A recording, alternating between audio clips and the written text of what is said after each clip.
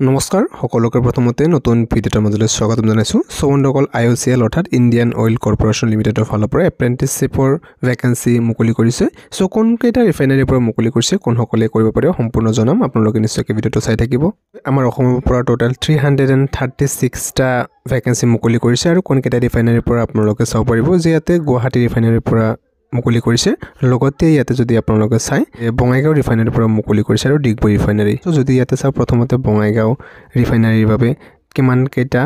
কি পোষ্ট মুকলি কৰিছে আপোনালোকে স্পেশাল এটা চাব পাৰিব চাওক 28 নৱেম্বৰ তাৰিখে অৰ্থাৎ যোৱাকালি জাষ্ট নটিফিকেশনটো মুকলি কৰিছে ট্ৰেড এপ্ৰেন্টিছ এটেন্ডেন্ট অপাৰেটৰ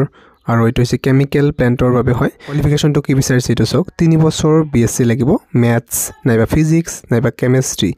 অৰ ইন্ডাষ্ট্ৰিয়েল কেমিষ্ট্ৰি 12 মাহৰ ট্ৰেনিং তো হ'ব পিৰিয়ড টোটাল 45 টা ভ্যাকেন্সি আছে আনৰিজাৰ্ভ 21 আৰু বাকিবোৰ ক্যাটেগৰি ওয়াইজ ৰিজাৰ্ভ পোষ্ট আছে নেক্সট ট্ৰেড এপ্ৰেন্টিছ ফিটাৰ ডিসিপ্লিন ইয়াতে মেট্ৰিক পাস কৰা হ'ব লাগিব ITI কৰা হ'ব লাগিব 2 বছৰত আৰু ফিটাৰ ট্ৰেডত হ'ব লাগিব ইয়াতে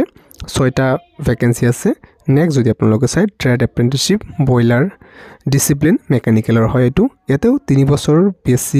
ডিগ্ৰী কৰা হ'ব লাগিব আৰু ম্যাথছ ফিজিক্স কেমিষ্ট্ৰি নাইবা ইন্ডাষ্ট্ৰিয়েল কেমিষ্ট্ৰি থাকিব লাগিব ইয়াতে 16টা ভ্যাকেন্সি আছে আৰু ইয়াতে 24 মান্থস এটো 2 বছৰৰ বাবে হ'ব সো এটো উল্লেখ থাকিব কিছুমান 2 বছৰ কিছুমান 1 বছৰ হয় নেক্সট যেটো আছে এটো 1 বছৰ হ'ব ইয়াতে টেকনিক্যাল এপ্ৰেন্টিছশ্বিপ ডিসিপ্লিন কেমিক্যালৰ হয় 3 বছৰৰ ডিপ্লোমা ইন কেমিক্যাল ইঞ্জিনিয়াৰিং লাগিব কোৱালিফিকেশন নাইবা পেট্ৰোকেমিক্যাল ইঞ্জিনিয়াৰিং নাইবা chemical technology or refinery and petrochemical engineering total 16 ta vacancy ase yate next technician apprentice discipline mechanical hoy to 3 years diploma bisarise mechanical engineering ot total 22 ta vacancy ase training time 12 ma orthat ebosor technician apprentice discipline electrical hoy to 3 বছৰ diploma লাগিব electrical engineering neba diploma in electrical and electronics engineering 17 ta vacancy ase next jeto ase technician apprentice discipline instrumentation ইয়াতে কোৱালিফিকেশনটো দি আছে 3 বছৰৰ diploma in ইনস্ট্ৰুমেন্টেশন লাগিব engineering ত 11টা vacancy আছে trade এপ্ৰেন্টিছশ্বিপ সেক্ৰেটাৰিয়েল assistant 3 বছৰৰ just নৰমাল ইয়াতে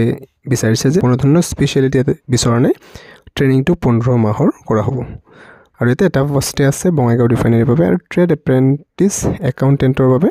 ইয়াতে এটা পোষ্ট আছে 3 বছৰৰ বিকম বিচাৰিছে নেক্সট যেটো আছে trade apprenticeship data entry operator DEO post ইয়াতে নৰমালি যিসকলে 12 পাস কৰিছে তেওঁলোকে এপ্লাই কৰিব পাৰিব ইয়াতে টোটাল 5টা ভ্যাকেন্সি আছে trade apprentice data entry operator skill certificate holder যিসকলে 12 পাস কৰিছে লগতে স্কিল সাৰ্টিফিকেট হোল্ডাৰ হয় ডমেষ্টিক ডাটা এন্ট্ৰি অপাৰেটৰৰ বাবে তো তেওঁলোকে এই পোষ্টৰ বাবে এপ্লাই কৰিব পাৰিব আৰু ইয়াতে দুটা পোষ্ট মুকলি কৰিছে সো এটো মই আপোনালোকক জনালো বঙাইগাঁও ৰিফাইনাৰীৰ বাবে বাকি ইয়াতে আপোনালোকে বাকিবোৰৰ বাবে চাব পাৰিব যে ডিগবৈ ৰিফাইনাৰীৰ বাবে দিয়া আছে নেক্সট আপোনালোকে গুৱাহাটী ৰিফাইনাৰীৰ বাবে তেনেকৈ চাব পাৰিব যে কোনটোৰ বাবে কিমানটা ভ্যাকেন্সি ইয়াতে মুকলি কৰিছে সো এটা হাইয়েষ্ট ভ্যাকেন্সি আপোনালোকে বঙাইগাঁও ৰিফাইনাৰী দেখিবলৈ পাব তাৰ পিছত আপোনালোকৰ ইয়াতে Digboi refinery next Guwahati refinery age লিমিটটো ইয়াতে মিনিমাম 18 বছৰ হ'ব লাগিব ম্যাক্সিমাম 24 দিয়া আছে ইয়াতে জেনাৰেল EWS ক্যান্ডিডেটৰ বাবে ইয়াতে বাকি রিল্যাক্সেশন থাকিব যদি SC ST OBC LCL বা PWBD ক্যান্ডিডেট হয় গভর্নমেন্ট রুলস অনুসৰি এটা সিলেকশনৰ বাবে আপোনালোকৰ ইয়াতে there shall be no written test কোনো ধৰণৰ ৰিটেন টেষ্ট ইয়াতে লোৱা নহয় আপোনালোকে যেতিয়া ৰেজিষ্টাৰ কৰিব তাৰ পিছত আপোনালোকৰ ইয়াতে শৰ্ট লিষ্ট কৰা হ'ব কিছুমান ক্যান্ডিডেটৰ নাম কি বেসিছত যে জিটু পোষ্টৰ বাবে পাৰ্টিকুলাৰলি এটা পোষ্টৰ বাবে জিটু কোৱালিফিকেশন বিচাৰিছে সেই কোৱালিফিকেশন মাৰ্কস ইয়াতে মেৰিট ওয়াইজ সেই হিচাপে লিষ্ট কৰা হ'ব আৰু নেক্সট ইয়াতে যিসকলৰ নাম আহিব তাতে ডকুমেন্ট ভেৰিফিকেশনত যদি হৈ যায় তেন্তে আপোনালোকৰ ক্যাটেগৰি ওয়াইজ ৰিজাৰ্ভ আৰু লগতে পোষ্ট ওয়াইজ সিলেকশন পাই যাব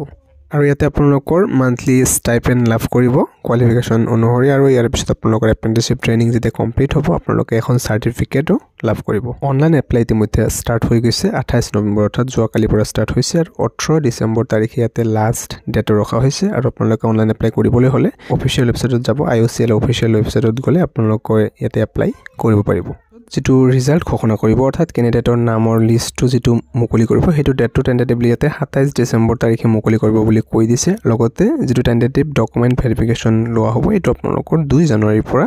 7 জানুৱাৰীৰ ভিতৰত বা ইয়াৰ মাজত হ'ব বুলি কোৱা হৈছে সো যিসকল ইন্টাৰেষ্টেড আৰু এলিজিবল হয় নিশ্চয়কৈ এই সময়ৰ ভিতৰত এপ্লাইটো কৰিব আজিৰ ভিডিঅ'টো ইমানে আছিল কিবা সুধিব লগা থাকিলে নিশ্চয়কৈ কমেন্টত জনাব ভিডিঅ'টো নিশ্চয়কৈ লাইক এটা কৰি ৰাখিব থ্যাংক ইউ